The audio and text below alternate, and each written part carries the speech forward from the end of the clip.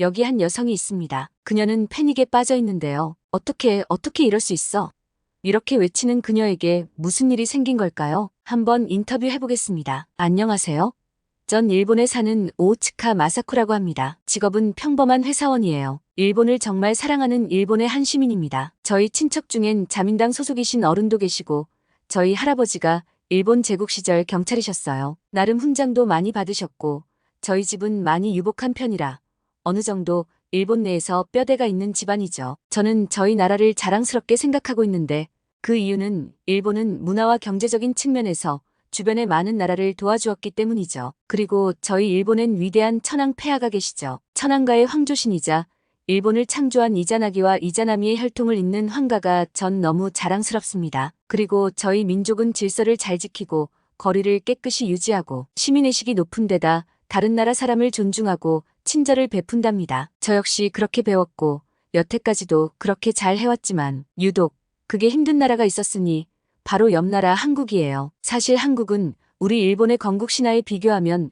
좀 보잘것없고 하찮은 내용인 것이 그냥 짐승인 곰이 여자가 되어 아이를 낳았다는 좀 야만적인 짐승의 문화죠. 한글도 아니라고 부정하지만 문자 모양이 저희 일본의 카타카나를 따라한 흔적이 역력하고요. 그래도 저희는 선진국이니 나약한 그들을 돌봐주고 그들을 이해해야 한다고 생각도 하려 노력했어요. 과거 제국 시절 일본은 한국의 요청에 의해 그들을 이렇게까지 발전시키고 키워준 역사도 있고요. 그런데 중학생일 때 한 한국인 혼혈인 애가 제가 말하는 것들은 다 거짓이고 오히려 문화적으로 일본이 한국보다 역사적으로 뒤떨어져 있다는 말도 안 되는 이야기를 하는 거예요. 그 아이와 저는 엄청나게 치고받고 싸웠어요. 그래도 일본의 피도 흐르고 있는 애가 일본을 부정하다니요? 한국의 피가 섞여서 그런지 어떻게 된 거 아니냐고 저는 외쳤어요. 일본은 근본부터 한국과 다른 나라고 과거 때 제국이었으며 지금은 선진국이고 미국과 친구인 한국보다 훨씬 우위에 있는 나라라고 말했죠. 그리고 그런 일본의 덕을 본 한국은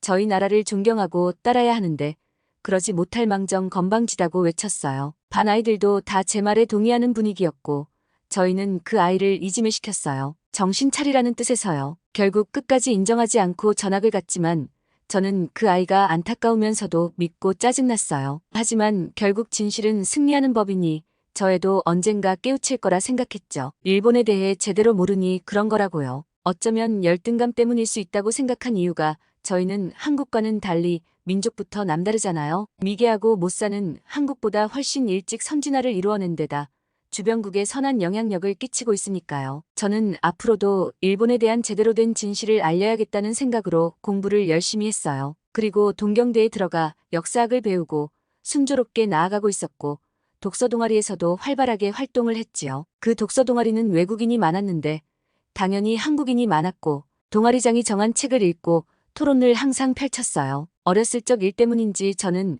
한국 학생이 무척 신경 쓰였어요. 저 학생은 다를까?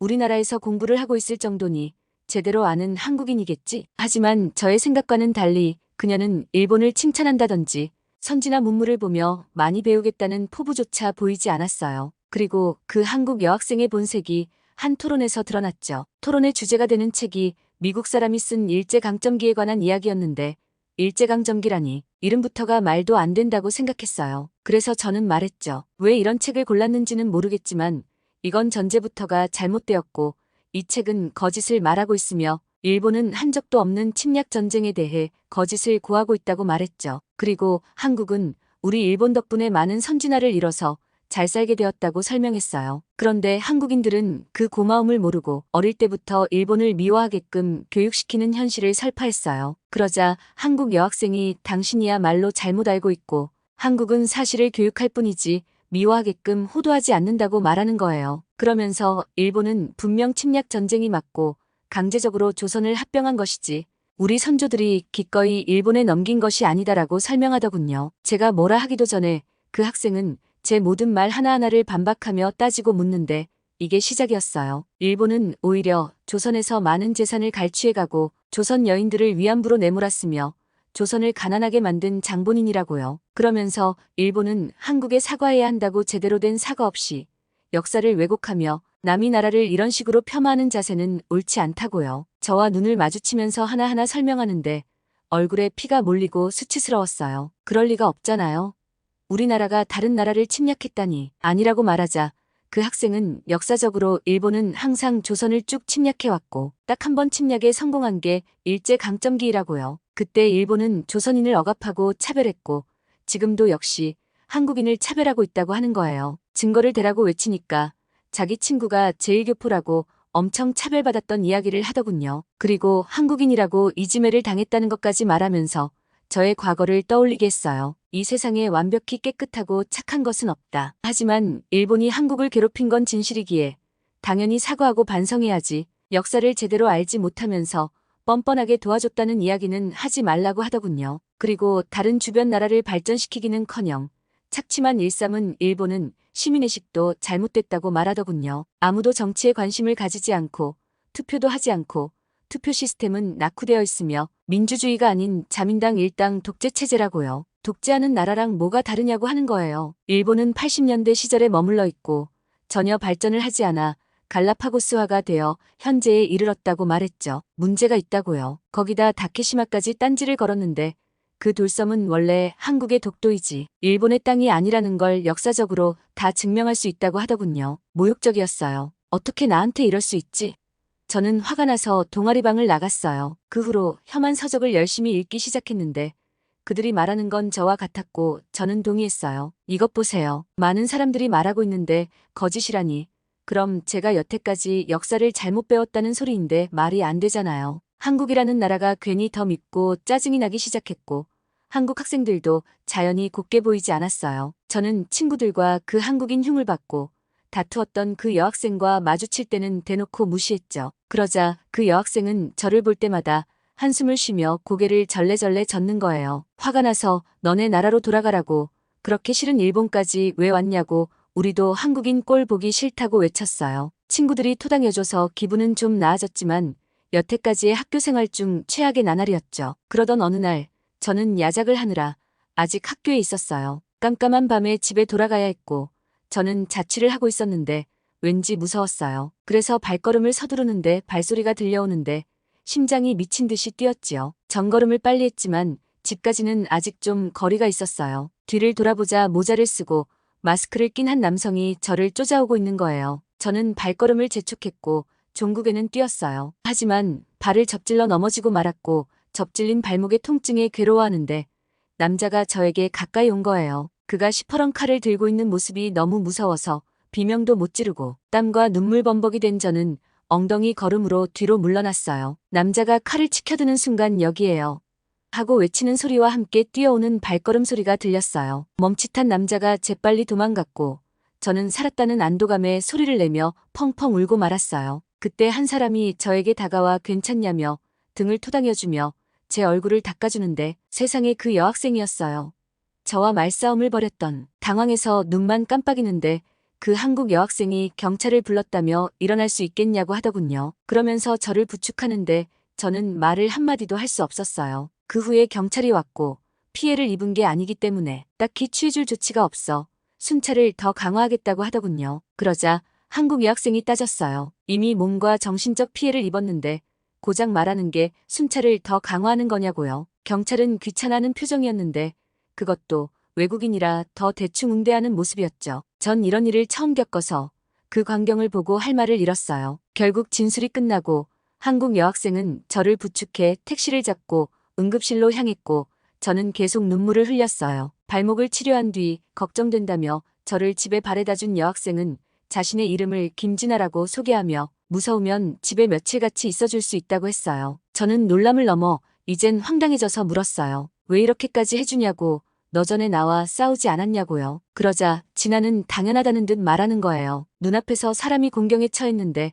어떻게 그냥 두고 보냐고요. 순간 저는 이런 생각을 했어요. 난 진아가 미워하는 사람이 공경에 처했을 때 당연히 구해줬을까? 답은 아니었어요. 저와 상관없고 되려 남의 일이기 때문에 신고까진 해줄 수 있지만 이렇게까지 해주지 못했을 거예요. 그 사실을 깨닫자 부끄러움에 얼굴이 뜨거워졌어요. 왠지 부끄러웠고 그리고 졌다라는 생각이 문득 들었죠. 진아와는 연락처를 주고받았고 저는 며칠 쉬게 되었어요. 저를 위해 어머니가 올라오셨는데 제 이야기를 들으시고는 놀란 표정으로 말씀하셨어요. 정말 용감하고 멋진 친구라고. 이런 친구는 다시 없다며 잘해주고 잘 사귀라고 어머니는 말씀하셨죠. 저는 마음이 복잡해졌어요. 우리 일본을 욕하고 말도 안 되는 거짓말을 늘어놓는 이 애와 과연 친구로 지낼 수 있을까? 고민을 거듭하다 저녁에 고향 친구인 미쿠에게 연락을 했습니다. 그리고 제3자인 척 상담을 했죠. 어릴 적 소꿉친구고 아버지들끼리 친하기 때문에 뭔가 좋은 대답을 들을 수 있지 않을까 하는 기대를 가지고 있었습니다. 저는 이렇게 물었죠. 미워하는 한국인이 있는데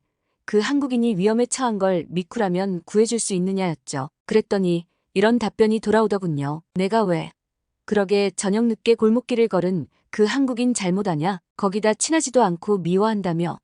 구해줄 이유가 없어. 저는 전화를 끊고 고민했습니다. 그리고 만약 진아가 미쿠와 같은 생각이었다면 그날 제가 처했을 상황을 생각하니 소름이 돋았습니다. 동시에 여태까지 제가 생각하고 경험했던 것들과 친구 미쿠에 관한 회의감이 들기 시작했죠. 고민을 하던 저는 망설임 끝에 그녀와 이야기를 하고 싶었기 때문에 전화를 했고 진아는 선뜻 저와 만나겠다고 했습니다. 저희는 프랜차이즈 카페에서 만났고 저는 일단 진아에게 다시 한번 감사 인사를 전했습니다. 그날 내가 아니었다면 난 이 세상에 없었을 수도 있다고요. 진아는 괴념치 말라고 했고 저는 물었죠. 너는 나를 미워하는 거 아니었냐? 그런데 어째서 도와주었는가 하고요. 그녀는 이렇게 대답하길 나라와 사상을 떠나서 한 사람이고 한 생명인데 그냥 둘 수 없었다고. 그리고 밉지 않다고 하면 거짓말이겠지만 안타까웠다고.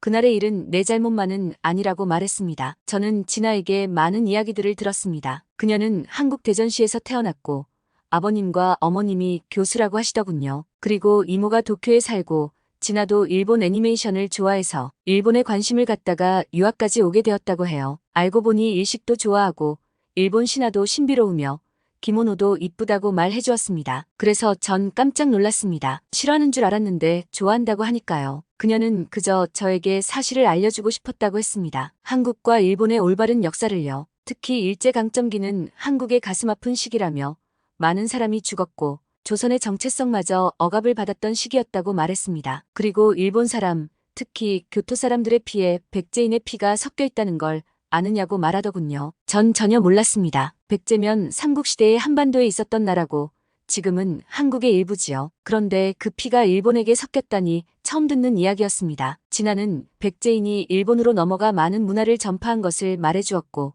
일본 문화의 발전에 도움을 주었다고 했죠. 그리고 일본 황실엔 한국의 피가 흐른다고 일왕이 직접 말한 걸 알려주었습니다. 그리고 삼국시대에 일본에서 공주가 넘어와 혼인을 한 것을 말해주었죠. 또 가장 기초가 되는 한국의 건국 신화에 대해 이야기해 주었습니다. 그 이야기는 제가 알던 이야기와 많이 달랐습니다. 하늘에서 온 신이 인간이 되고 싶은 곰과 호랑이에게 시련을 주었고 그렇게 웅녀로 새로 태어난 그녀와 결혼을 해당군을 낳았다는 이야기는 일본 이야기만큼이나 흥미롭고 신비로웠죠. 그뿐만 아니라 한국의 무속신앙과 민속학적인 것도 이야기해주는 등 정말 한국에 관한 다양한 이야기를 들을 수 있었어요. 모두 처음 듣는 이야기였고 진아의 이야기를 들으면서 점점 궁금하다는 생각이 머릿속을 지배했습니다. 한국에 대해 궁금해졌기 때문에 한국에 가서 그 문화가 어떤지 직접 체험해보고 싶다는 생각을 했습니다. 진아는 이번 방학에 한국의 자신의 집에 머물며 한국 탐방을 해보는 건 어떻냐고 제안했죠. 저는 고개를 끄덕였습니다. 그리고 방학이 되자마자 저는 진아를 따라 한국으로 여행을 갔습니다. 그곳에 도착하자 공항에서 진아의 부모님이 반갑게 맞아주셨습니다. 바쁘신데 시간을 내주신 거였죠. 저희는 대전 본가인 진아의 집에서 짐을 풀고 서울로 향했습니다. KTX를 탔는데 정말 쾌적하고 빠른데 신칸센보다 가격이 저렴해서 놀랐답니다. 서울에 도착하자 사람이 정말 많았는데 모두들 활기차 보였고 그 광경을 보는 순간 그제야 실감이 났죠. 내가 다른 나라, 옆 나라 한국에 왔다는 사실이요. 진아는 저에게 한복을 입고 경복궁회를 가자고 했고 전 한복이 비싸지 않냐고 물었어요. 일본의 기모노는 정말 비싸거든요. 그녀는 한복을 빌릴 수 있다고 하면서 저를 데려갔는데 정말 외국인들이 한복을 입고 돌아다니는 게 아니겠어요? 저는 신이 나서 핑크빛 그라데이션의 한복을 골랐습니다. 그것을 입고 진아와 함께 경복궁을 거닐었는데요. 일본과 같은 동양풍 건물 같아 보이지만 모양도 양식도 다른 한국의 경복궁은 정말 아름다웠습니다. 진아는 카페에서처럼 또 여러 가지를 설명해 주었는데 예를 들면 조선통신사 같은 것들이죠. 조선시대에 일본으로 보낸 외교 사절단이라고 해요. 임진왜란 이후로 교류를 시작했을 때의 사절단인데 자연스럽게 임진왜란이 뭔지 이야기가 오가면서 정말 일본의 침략 전쟁을 알게 되었죠. 도요토미 히데요시는 일본에서 유명한 바닥에서부터 시작해서 출세한 인물로 일본을 통일한 인물이죠. 하지만 조선을 침략했었다는 건 잘 몰랐고 도요토미 히데요시 이후 도쿠가와 이에야스 정권이 세워진 정도만 알았죠. 많이 부끄러웠습니다. 정말 먼 과거로부터 저희 일본이 한국에 침략한 게 사실이었기 때문이에요. 저는 그 와중에도 한국이 한 번도 일본을 침략한 적이 없다는 것에 더 부끄러움을 느껴야 했습니다. 그리고 독도에 관한 것도 역사적으로 일본에서조차 인정한 문서가 있다는 걸 알게 되었습니다. 일본이 주장하는 것은 말이 안 된다는 것을요. 경복궁을 거닐던 저는 진아에게 저의 과거를 고백했습니다. 저의 아집 때문에 한국 혼혈 학생을 왕따시킨 적이 있고 그게 너무 후회되고 그 아이한테 미안하다고요. 진아는 분명 언젠가 그 아이를 또 만날 수 있을 거라 했습니다. 저도 그렇게 믿고 변하기로 다짐했어요. 전 이것을 시작으로 한국에 대해 공부하기 시작했습니다. 진아와 많은 이야기를 나누고 다른 한국인들과도 교류하기 시작했죠. 저의 변한 모습을 제 주변인들은 이해하지 못했습니다. 소수를 빼고는 자연스레 멀어졌고 아버지도 말도 안 되는 소리 하지 말라 하신 적 있으며 제 한 지인은 정신 차리라고까지 했습니다. 저는 의구심이 약간이라도 들 때마다 한국과 일본에 관한 역사를 공부했습니다. 중립적인 외국인이 쓴 책도 보면서요. 그리고 제가 알던 것과 많이 다르다는 것을 알고 알 때마다 부끄러움도 느끼고 한국에 많이 미안했습니다. 또 알아가면 알아갈수록 한국을 사랑하게 되고 정을 붙였어요. 지금도 지나 한국 친구들과 많은 교류를 하고 있고 한국의 여러 다양한 지역에 많이 놀러가고 있어요. 그리고 주변 일본인들 중 잘못 알고 있는 사람들을 알게 되면 쫓아가서 말하곤 하죠. 그건 잘못된 지식이라고요. 매국노 소리를 많이 듣지만 전 누구보다 일본을 사랑하기에 더더욱 진실을 알고 반성해야 한다고 생각합니다. 언젠가 일본이 진정으로 한국에 사과하고 좋은 동료 및 이웃나라가 되길 간절히 바랍니다. 그리고 마지막으로 중학교 때 그 아이에겐 언젠가 만나면 이런 말 해주고 싶습니다. 미안해. 내 말이 다 맞았고 내가 잘못한 거였어. 한국은 멋지고 아름다운 나라라는 걸 이제 알았지. 언젠가 너를 만나면 고개 숙여 깊이 사과해야지. 그리고 친구가 될 수 있냐고 물어볼 거야. 지금 내가 어디에 있는지 모르지만 항상 행복하고 기쁜 삶을 살길 바랄게. 진심이야. 이번 사연 어떠셨나요? 사연이 마음에 드셨다면 좋아요, 구독 눌러주시길 부탁드립니다. 감사합니다.